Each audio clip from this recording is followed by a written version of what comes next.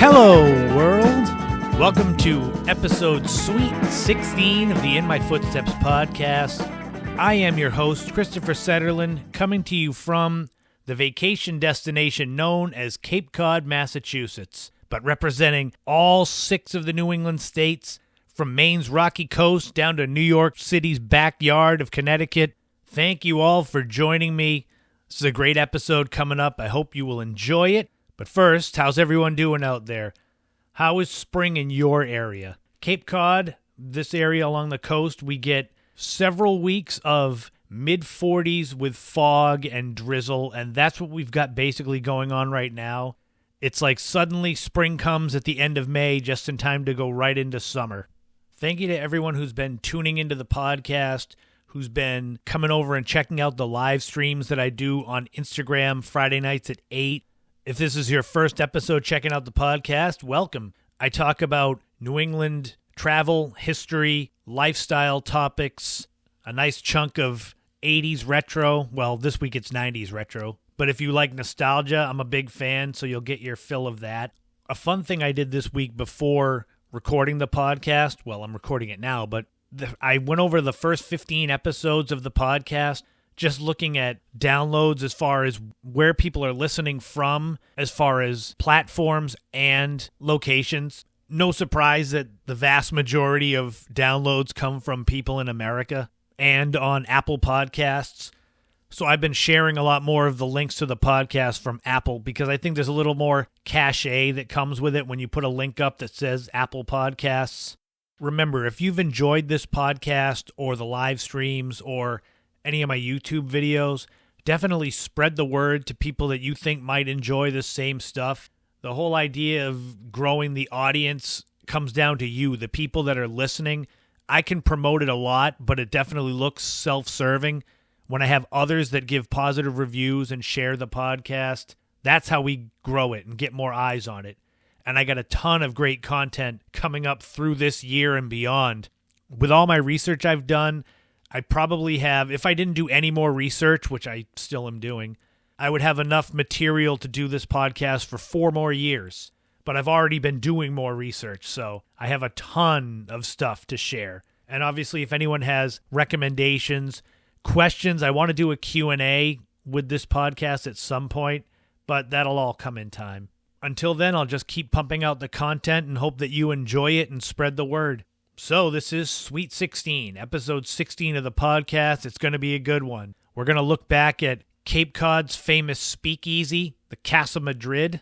I'm going to share a little bit of my own story of why I stopped drinking and hope that it might give some inspiration to anyone out there who's feeling the same. I'll explain it more. We're going to dive retro into something that I don't know if you'll remember, but it was the precursor to satellite radio. Digital Music Express, also known as DMX. It's an interesting and fun little story because I had that, well, my family had that when it came out. And we've got a loaded This Week in History. It might be the best week thus far as big events go. So it's time to get the podcast rolling. So let's go and take a walk. Prohibition was a fascinating time in this country. It was the 18th Amendment, which lasted from January 1920 to December 1933. And basically during this time, the sale and production of alcohol was illegal in America. But not surprisingly, despite it being illegal, that didn't stop it. People were making alcohol in their homes, bathtub gin, that's where that comes from, in their basement with moonshine stills. Some people say it gave rise to the mob and organized crime because of rum running, where they would deliver illegal alcohol via remote beaches and such. But it also gave rise to something called a speakeasy, which was a business, like a front for a bar. Basically, it would be like a pet store, but in reality, it was a bar. You go in, it looks like a pet store, and then at night, there's other stuff going on in there. One of the most well-known speakeasies that existed down on Cape Cod back in the Prohibition days, the building is actually still standing.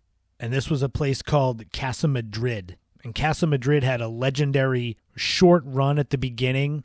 So its origins start in early 1933 when a local realtor, Alex Finn, and his partner Oscar Skinner had a building constructed on present-day Run Pond Road in South Yarmouth. It's right near all the beaches. This building was Spanish stucco, yellow stucco and red tiles, which really made it stand out among all of the traditional Cape Cod shingled homes. The building itself cost $125,000 in early 1933, which is about $2.5 million present day. The Casa Madrid was promoted as a dinner and dancing establishment, because of course it would be. It was associated with the Yarmouth Beach Club, and this Spanish-style building was entirely new for the Cape. It was a way to bring people in, because in Prohibition, if you were to run any sort of nightclub business where you couldn't sell alcohol, you needed something unique to bring people in. Alex Finn promised indoor and outdoor dancing with an enclosed courtyard. Early estimates of the Casa Madrid building itself were it was able to accommodate about 3,000 people, and it was heavily promoted in the late spring and early summer 1933, the time leading up to the grand opening of June 30th. And the grand opening was a high-class, ticket-only event for members, mainly members of the Beach Club and other high-ranking locals. If you were a member of the Yarmouth Beach Club, you had some perks besides going to Casa Madrid for the grand opening. You had access to the lockers in the bathhouse, hammocks, swings, use of the handball and squash courts, and access to canoes, rowboats, speedboats, even a seaplane. And with all the promotion and members only and all of this, the Casa Madrid, the initial opening was a huge success.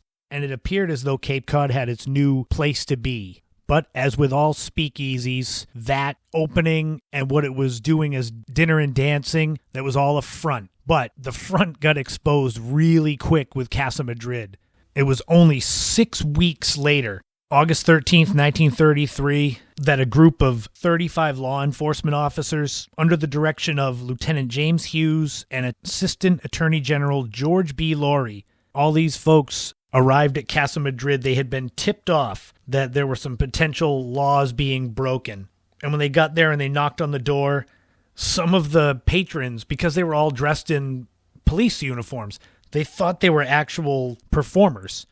So even though some of the 300 guests there were actually only doing dinner and dancing, no suspicion was raised, so nothing was done, and these officers were able to raid this place because they found alcohol and illegal gambling going on at Casa Madrid. They seized a truckload of liquor, they seized gambling equipment and furnishings, including a roulette wheel, and they seized over $7,300 in cash, which would be $150,000 today, and it resulted in the arrest of 34 people, including Finn and Skinner, the owners.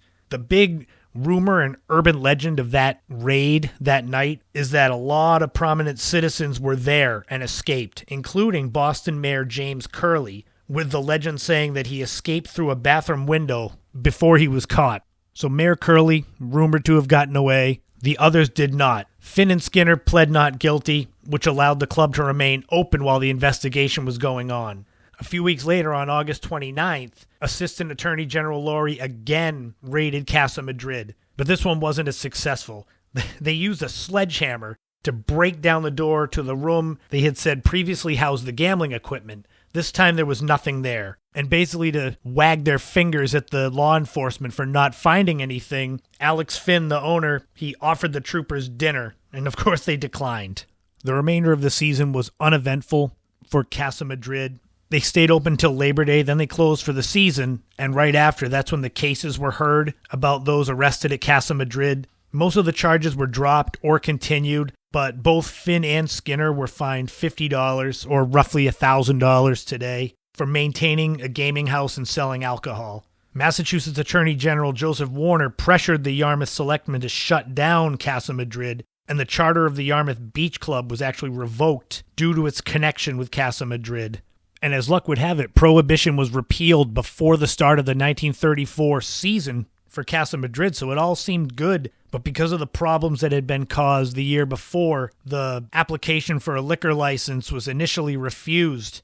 The only reason that Casa Madrid got a liquor license was in May 1934, Alex Finn sold his property. So basically it was like, we'll give you a liquor license if you sell it. Your club can have it, but you can't have it.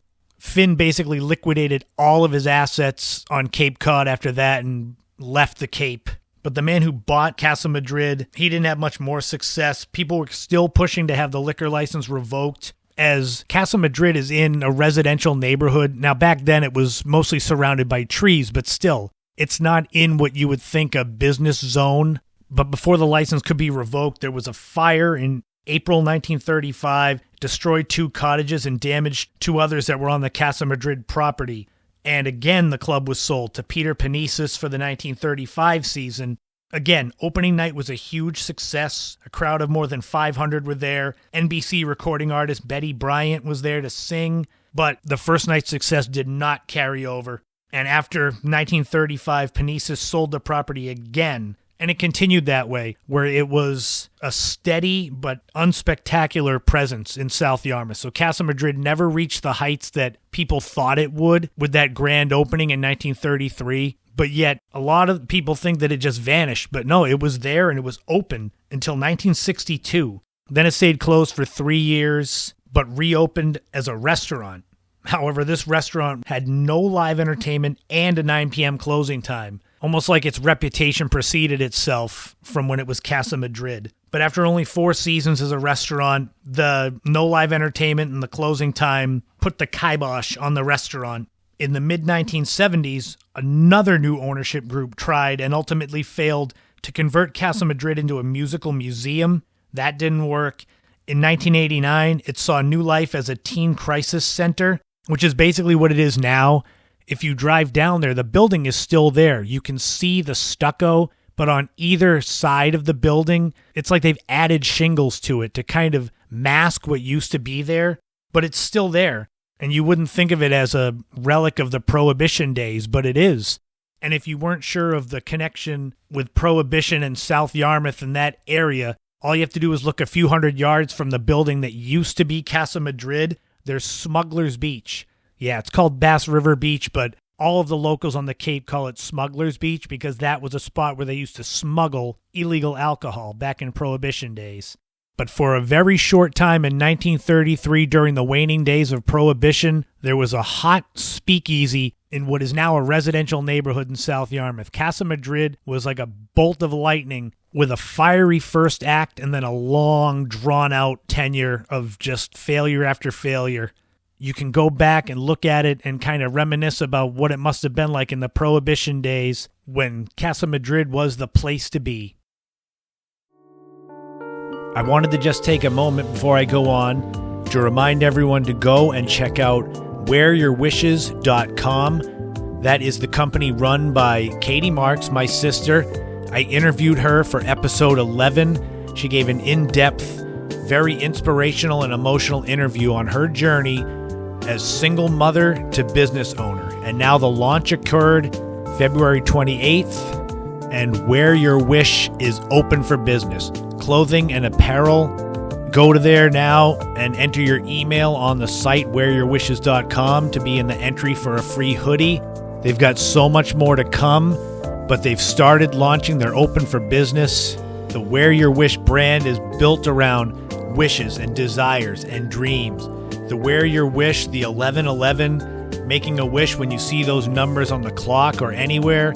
I will tell you for a fact that in the time since I have interviewed her, I've had numerous 1111 occasions, not just on my clock, but going to the store and getting a receipt for my total, and it's $11.11, $11.11. There's so much to see.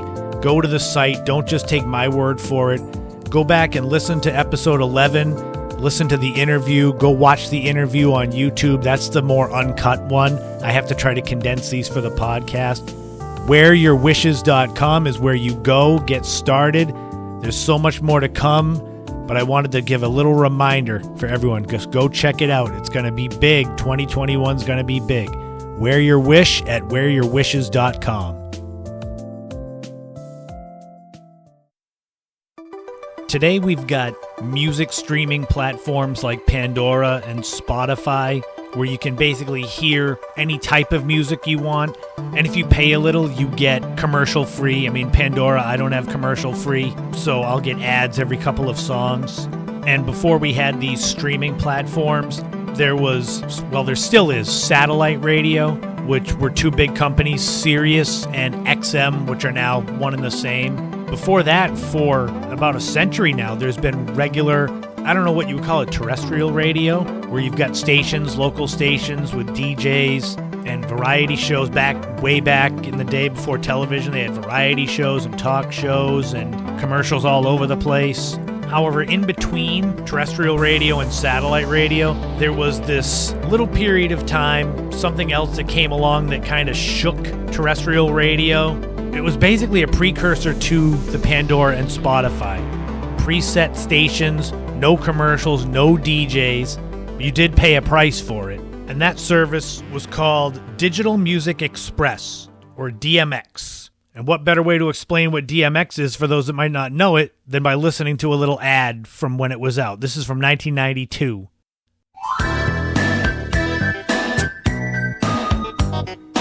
DMX is a cable CD library with over 50,000 titles connected to your personal stereo system.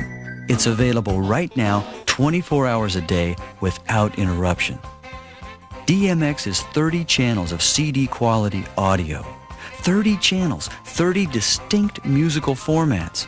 Enough variety to suit any mood, any musical taste, without buying expensive CDs or even a CD player. So DMX was a lot like what satellite radio is. It was based in Los Angeles and first started operations in September 1991. Essentially, it was hooked like through your cable system, but you got your own box, like a DJ box. And you also got your own remote that looked like a brick that was called the DMX DJ with the DMX logo on it, which looked like a little man with a head and arms with the M and X kind of crossing into each other. DMX offered 30 commercial-free channels, so you're looking at anything you could think of. Rock, top 40, R&B, hip-hop, even, jazz, reggae, all that stuff they had. And it actually took off to where there were articles about whether DMX could challenge terrestrial radio and kind of make them, I guess, change their ways. I don't know what it would have meant. Fewer commercials, because you got a lot of the stations today do commercial-free hours or mornings. So it's obviously changed how they operate. But when it first came out, DMX was $10.95 a month. So Spotify Premium is $9.99 a month, as is Pandora Premium. So those are definitely better deals than what DMX was. And with those, you can create your own station, so you could have hundreds and hundreds of custom-made stations. But 30 years ago, this was a huge deal that you didn't have to wait for DJs to play what you wanted. By May of 1993, DMX had 120,000 customers nationwide. One of those customers was my family. I don't remember how we ended up getting it. Why is obvious. If you have 30 commercial-free stations with 5 kids, naturally there'll be something that they want to listen to, and it'll kind of shut them up for a little while. And I'll always remember we got the DMX box and remote, and we couldn't figure out how to get it started. And the rest of the family, I don't know where they went. No one else was home, and I was home alone, and I was probably 15 years old, and I was messing around trying to get it to work. And I finally got it started.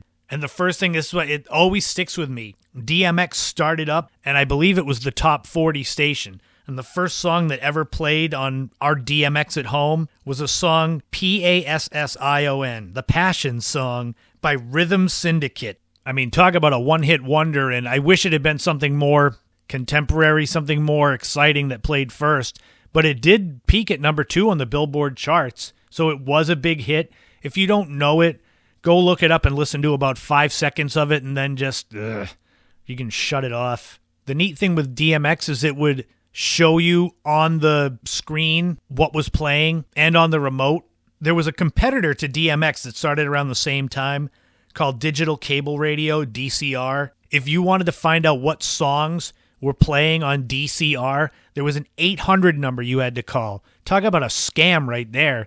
If you didn't know the song, you had to call a phone number and pay money to find out. Needless to say, DCR was not a success. DMX, though, they got up to 300,000 customers by March of 1994, And they weren't seen as challenging terrestrial radio by that time. When they first came out, they were wondering about it. It was seen more as a novelty, and I guess that's kind of true. By April 95, DMX said that they were available in 17 million homes worldwide. Now, I don't know if that means that 17 million people had it and paid for it, or that's just how many could have gotten it. But I do know that our experience, my family's experience with the DMX, I don't think it lasted that long. I mean, maybe a few months, because I can't remember us having it even through 1995. I mean, we definitely didn't have it when I was graduating high school in 1996. So DMX was successful through the 90s. It stuck around. But the thing is that satellite radio then came around. XM was the first that came around in 2001, and Sirius satellite radio came around in 2002. And this you could have in your car. So it didn't make DMX obsolete, but it definitely swung the tide. But the thing is, DMX was already phasing residential commercial-free radio out. They were shifting towards businesses, gyms, retail stores. So that's the irony, is that DMX, I didn't know until I researched this topic for the podcast, but DMX is still around today. The thing is, it's not under the same name. So in 2012, DMX, the company, was bought by Mood Media for $86.1 million in March 2012, and it became a part of this Mood Media conglomerate. And the neat thing is, Mood Media, they have some big clients. We're talking McDonald's, Gold's Gym, Whole Foods, and others. So that means there's a chance that if you're in a McDonald's and you hear music playing, that it's the DMX system, even though it's not called that anymore. So it's still around. That blew my mind. I thought, honestly, that when satellite radio came out in the early 2000s, I thought that was kind of it, that DMX faded away. But little did I know it was like that Muzak that you hear in Macy's and Kmart and such, that it's kind of a branch off of that. But 30 years ago, DMX, Digital Music Express, was the precursor to satellite radio and to premium streaming like Pandora and Spotify. Had any of you heard of DMX? Did you have it? I remember having it. I don't know how long. It probably wasn't that long if I don't remember it. But if you had it, do you have any positive memories of it? Did you have fun sitting and checking out the stations? What about that ad? Did you remember that ad with that whistling keyboard music? I don't remember it. They actually have merchandise on eBay, I've seen. Hats with the DMX logo on it, which was funny. I don't know who would have bought that. But there's a little nostalgia for you. Digital Music Express. Something pretty obscure that I remembered, and I hope, research it, check it out, see if you remember it. And I'll find another fun topic for some retro fun next week. Those of you that have been listening or tuning into my live streams weekly have noticed that I've been sharing what I've been drinking at the time. I think I did CBD seltzer, I've done kombucha tea, and I've talked about giving up drinking. And I thought I'd take this part of the podcast to explain why, and maybe, it can help someone who's dealt with what I've dealt with. So the alcoholism gene, it runs in my family, and it was always something I was aware of. But in my 20s and 30s, I never had a problem with it. And it took until I was 40 to when something actually kind of triggered it. And I have to laugh because I think when you're in your 40s and you develop a drinking problem, it's worse than when you're in, if you're 25 or 30, it's something like, well, you're young. You experiment, you enjoy, you go to bars, you drink. But when you're in your early 40s and you drink and it's usually alone and it's to kind of wash away the taste of the day, that's not good. Basically what happened was, once my grandfather, who I've mentioned him several times, who's my role model, my hero, once he started going downhill with Alzheimer's, this was the way that I dealt with it. You have a couple of drinks, and I didn't like beer, so my drink of choice is vodka. My mindset was it took less of it to get you to where you needed to be. And the thing with his Alzheimer's is it didn't get better. So it wasn't like, oh, I needed a drink one day to wash away a bad experience seeing my grandfather like that. No, it kept getting worse. And eventually he passed. And then my grandmother, she started going downhill. And then COVID happened. And so this is all, I'm using it almost like justifications, but it's not.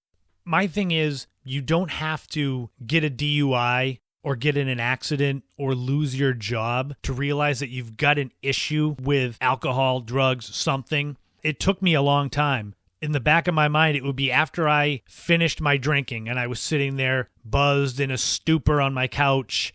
I would say, God, I got to stop this because it's not doing anything for me. It makes me feel worse.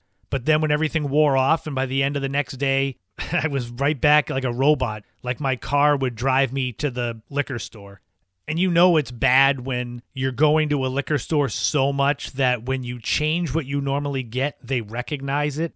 And you get the people behind the counter saying, wow, that's different from what you normally get. And it was kind of a wake-up call, but rather than cutting down my drinking, I just decided to spread it around and go to 6 or 8 different liquor stores so they didn't realize I was doing it every day.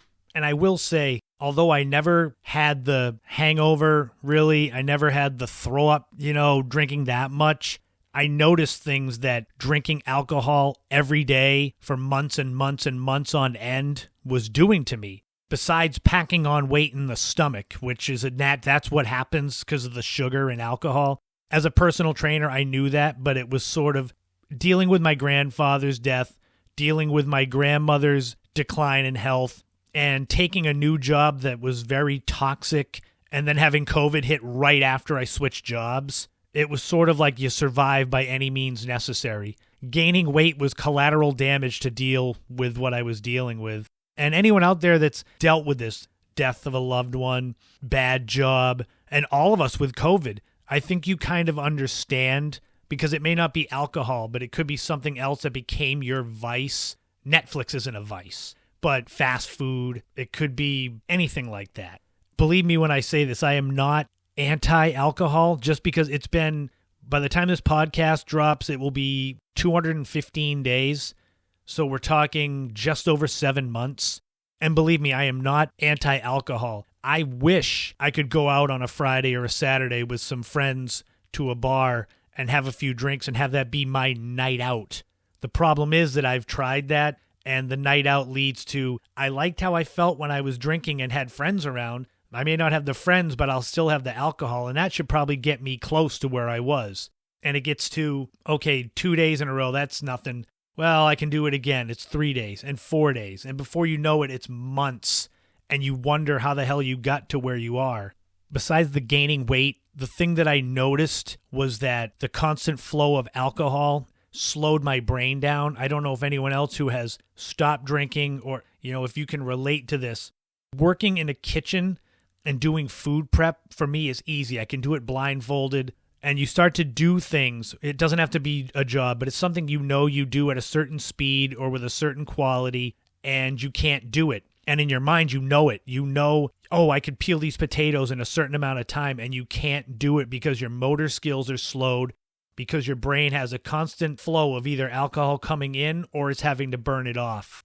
And another thing that comes from it is you kind of get acclimated to your surroundings in a bad way, where this constant state of whatever you want to call it with the alcohol gets it so that you're just floating to the next day. You don't have any ambitions of changing because it's easier to stay in the rut that you're in. And believe me, this is not something that I ever thought would happen. I mean, there are people far worse off than me.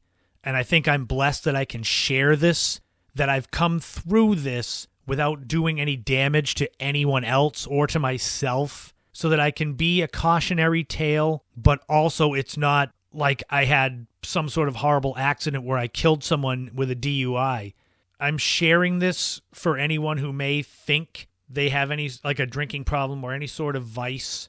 The way that I stopped drinking, there was no big revelation. It was just one day I said, I've got to try to stop. It's been too long. I tried it several months after my grandfather died. I was mad at myself saying this isn't the way you should honor him, by drinking and feeling sorry for yourself. And it worked for a little while. Then I tried to reintroduce alcohol, like I said, going out to a bar with friends. And that led to a whole nother going down the rabbit hole. It just ended up being, let me see if I can do it. I know I'm better than this. Because I got into my 40s without succumbing to that gene. The first 24 hours, the first week, they're very hard. I had to basically handcuff myself to the couch to not have that urge to go to the liquor store, because it becomes second nature, like breathing. But after a while, the cravings go away. You start to feel your brain clears up. I will tell you that the idea for this podcast, the little seed, came to me no more than a week or 10 days after I stopped drinking. I suddenly had an idea like, hey, I want to do a podcast where I talk about things that I like, that pertain to me, and hopefully other people will enjoy it and listen, and it's happened. And that comes directly from stopping drinking. The other thing was I began to see my surroundings for what they were, where I knew I had to leave the job I was at because it was a very, very toxic environment. And I said to someone else I worked with there, I said, by the springtime, I've got to be out of here. It was like the clouds parting in the sky, and suddenly you see everything. And if this inspires someone or motivates someone, that's great. I wish I didn't have to be here telling you about my failings with drinking and not being able to control it. It's an addictive personality. There's a reason why I don't live in Las Vegas anymore. If you heard that podcast where I talked about loving to gamble, if you can go gamble with a certain amount of money or go out to the bar and have a drink or two and have it be it, God bless you. I wish I could do that. But believe me, I've tried and failed. I guess if I could sum this all up for anyone out there who this is speaking to, it's that if you try to stop drinking and fail, don't give up. I tried and failed 3 times. And God knows I'll probably fail again. I mean, I'm 7 months in, but who knows? But just don't give up. And a lot of people dealing with drinking and drugs and eating to mask feelings, it's a feeling of worthlessness and self-loathing. And I just want to say, all of you out there listening, you've got something special in you. It's just a matter of finding what it is. This podcast, anyone can do this.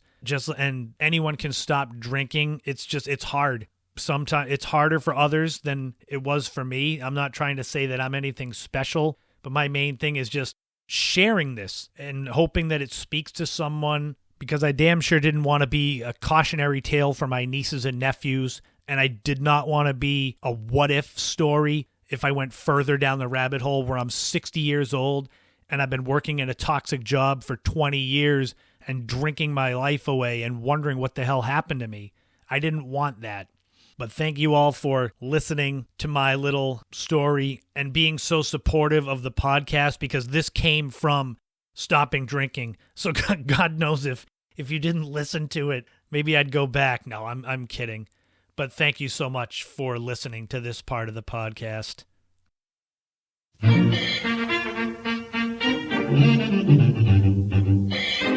It's now time for the latest installment of This Week in History. I'm not going to lie, this is the one I've been most excited about, I guess, thus far through all of the times of doing This Week in History. I always try to make it interesting, thinking of those that don't like history. That's kind of what I look at. Like, I'm trying to make it so that even those that don't like history will be interested in this segment. This one's a really good segment, so let's just jump right into it. This Week in History, 87 years ago, April 12th, 1934, the fastest wind gust ever recorded at the time was recorded on Mount Washington in New Hampshire. The record gust was 231 miles an hour. Just imagine that. For those that may not have ever been to Mount Washington, it's 6,288 feet above sea level and is the tallest mountain east of the Mississippi River, so it's only natural that the wind gusts up there will be crazy. 231 miles an hour is a bit excessive, but how's this for some facts about Mount Washington? The calmest month of the year weather-wise is August, and even then the winds average 24 miles an hour daily. Just imagine, 25 mile an hour wind gusts outside. That's pretty stiff. That's the calmest it gets ever there. In the winter, hurricane-force winds are felt basically once every 3 days, and hurricane force are 74 miles an hour or above, and the peak gets 100-plus mile an hour winds about once a week. So the 231 mile an hour wind gust was April 12, 1934. That record stood for nearly 62 years. It was topped at Barrow Island, Australia during Typhoon Olivia in 1996. That record was 253 miles an hour. And for any weather buffs out there, the strongest hurricane wind gusts ever upon landing were Hurricane Camille in 1969 that were 190 miles an hour. So think about that. Mount Washington, I don't know what the weather was like that day, but 231 miles an hour made it 40 miles an hour stronger than the strongest hurricane ever in this country. And that was 87 years ago this week in history. This week in history, 156 years ago, April 15th, 1865, President Abraham Lincoln dies from his gunshot wound suffered the night before at Ford's Theater.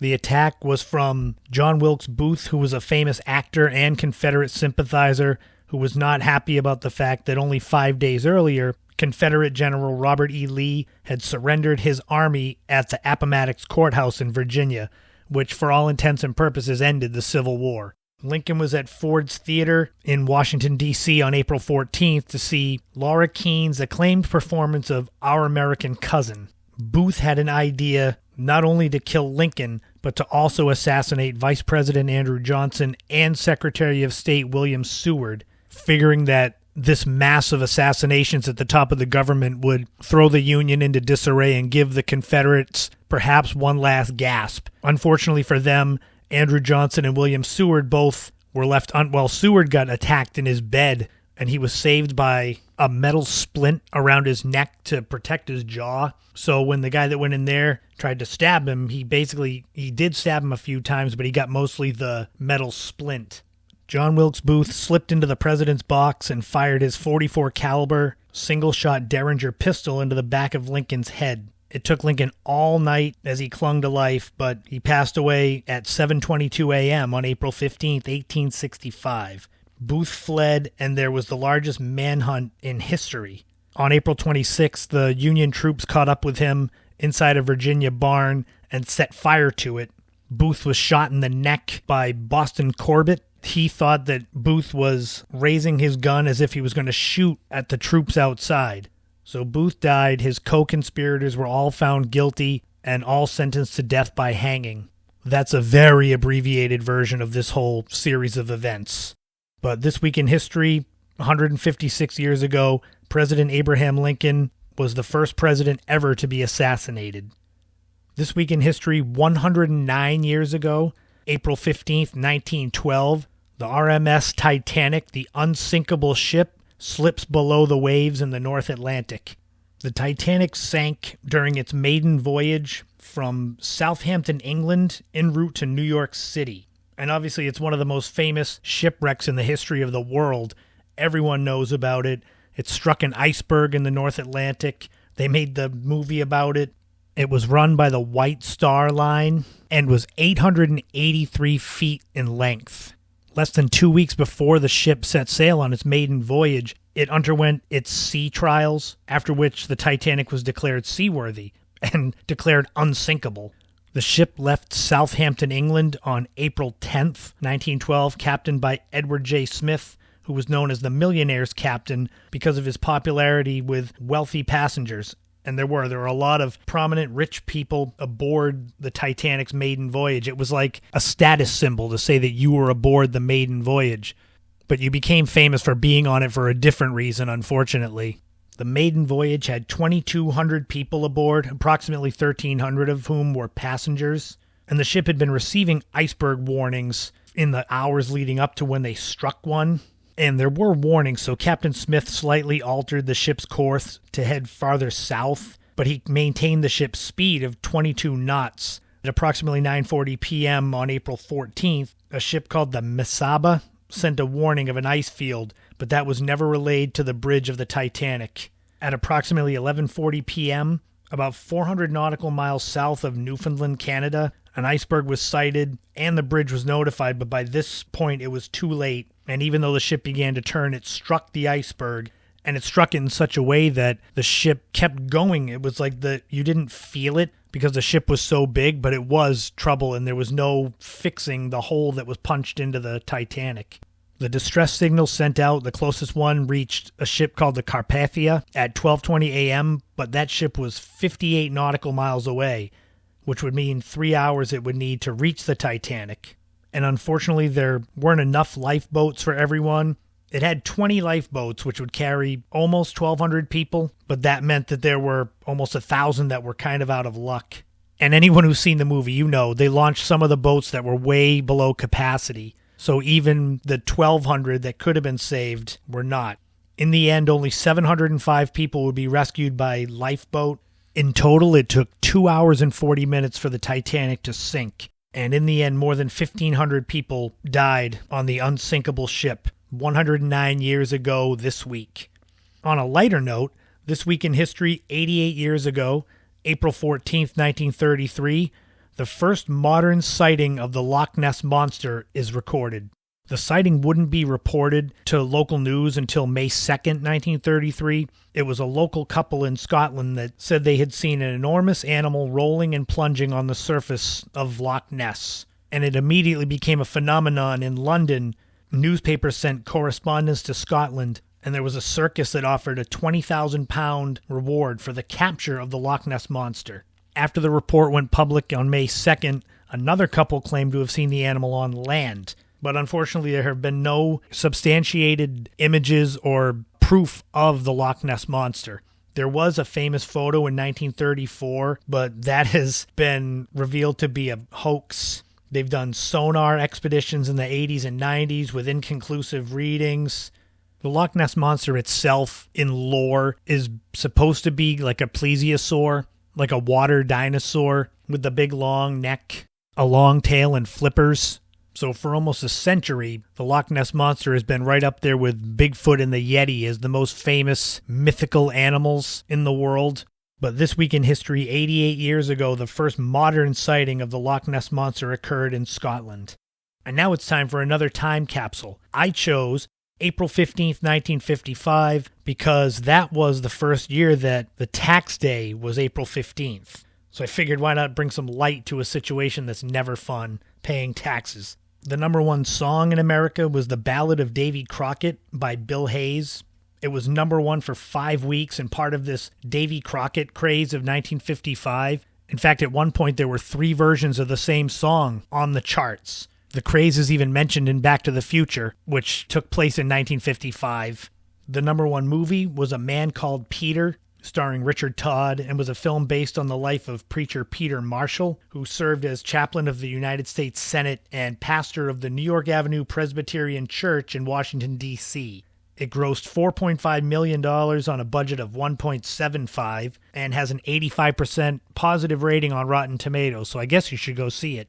The number one TV show was the game show The $64,000 Question, which narrowly beat out I Love Lucy. It was hosted by Hal March and was on from 1955 to 58, and is one of the shows that is embroiled in that famous 1950s quiz show scandal where some contestants said they got answers ahead of time and such. That's a whole other can of worms to open up for this week in history. And if you were looking to eat in 1955, the first McDonald's opened by Ray Kroc opened up in Des Plaines, Illinois. This McDonald's had 15-cent hamburgers, 19-cent cheeseburgers, and 10-cent fries and sodas. On the first day of opening, Ray Kroc's McDonald's made $366.12, which is just under $3,600 in today's money.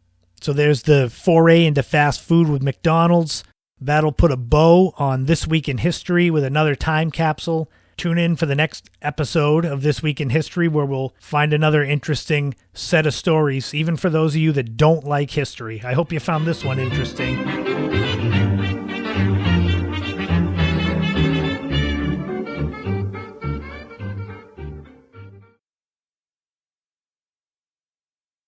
And that's going to do it for Sweet 16 episode of the In My Footsteps podcast. Thank you so much to everyone who has tuned in to any of the previous episodes, shared them, given me positive reviews. That does so much to get others to listen to the podcast. Thank you so much to everyone who reached out and sent some kind thoughts to me, my family, after the passing of my Nina, Rosemary Sullivan. I really appreciate everyone that checked out either of the blogs that I wrote about her on my In My Footsteps blog.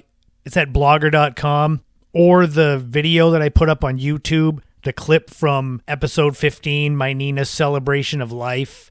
That meant a lot to me, and I hope you enjoyed it, and it brought back memories for you of your own family, loved ones that you may have lost. That was kind of the overriding theme of it. Remember to tune in Fridays at 8 p.m. on Instagram. I do a live stream over there on my Christopher Setterland account.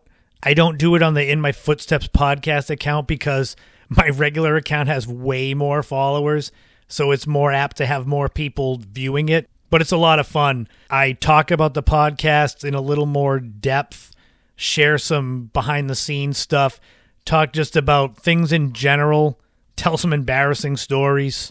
And like I said, you can go subscribe on YouTube. I have a ton of videos up there. I've been adding some subscribers. I'm very happy about that. I really appreciate anyone that's gone and subscribed. I've got 4K New England videos. I'm going to have another one going up very soon about the Wachusett Dam out in Clinton, Massachusetts, out kind of near Worcester. That's going to be a good one. I had never been there before, so I got some good video there. And there's clips from the podcast. You can go back. I've got videos up there from 2007. Now, those aren't anything special, but I've been a member of YouTube for that long that I've got videos that are almost 14 years old. Keep your eyes peeled. Book 6, Iconic Hotels and Motels of Cape Cod, is coming out the week of May 24th. I'm going to try to share the book cover soon. I just wanted to make sure everything was kind of in place before I shared stuff. My publisher, they kind of want things to be kept under wraps until everything's certain, but I'll be talking more about that in the weeks leading up to it. I don't know about any sort of launch event because of COVID. It's still tough, like maybe later at the end of the summer, but that's months away. Remember to visit wearyourwishes.com to check out Katie Marks' clothing and apparel company. She's got a lot of new stuff coming out, a lot of stuff that's sold out, so be patient if something that you see that you like isn't there. Just wait, it'll be back.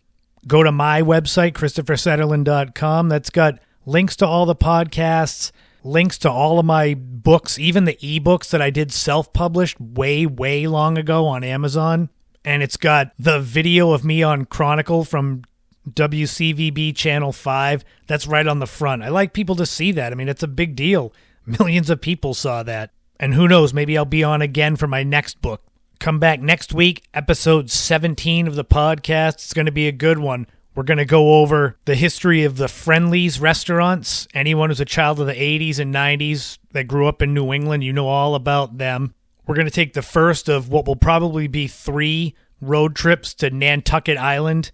Not all in a row, but there's way too much to see there to cram into one. We're going to go way, way back in the day, and I'm going to talk about some fun/embarrassing sleepover stories. These are good. Get ready for that. And there'll be another great This Week in History, including the very first Boston Marathon. All of that and more on the next episode of the In My Footsteps podcast. Remember, as we go along, take some time for yourself. Go easy on yourself. After my Nina's funeral, it was a weird, surreal situation that felt kind of rushed and anticlimactic. And I think part of it is that me, my family, were all just burned out. And I'm sure a lot of you are just burned out from COVID and all of this just horribleness of the last year and a half almost. So just take some time for yourself. Go easy on yourself. Find solace in what you enjoy. If it's being outside in the sun, that's great. If it's Netflix, that's great. Anything that it takes to get you closer to feeling like yourself. Hopefully we'll be there by the summer. But remember, in this life, don't walk in anyone else's footsteps. Create your own path. And enjoy every moment you can, because you never know what day may be the last day. Thank you so much for tuning in. I really appreciate it. And I will talk to you all again soon.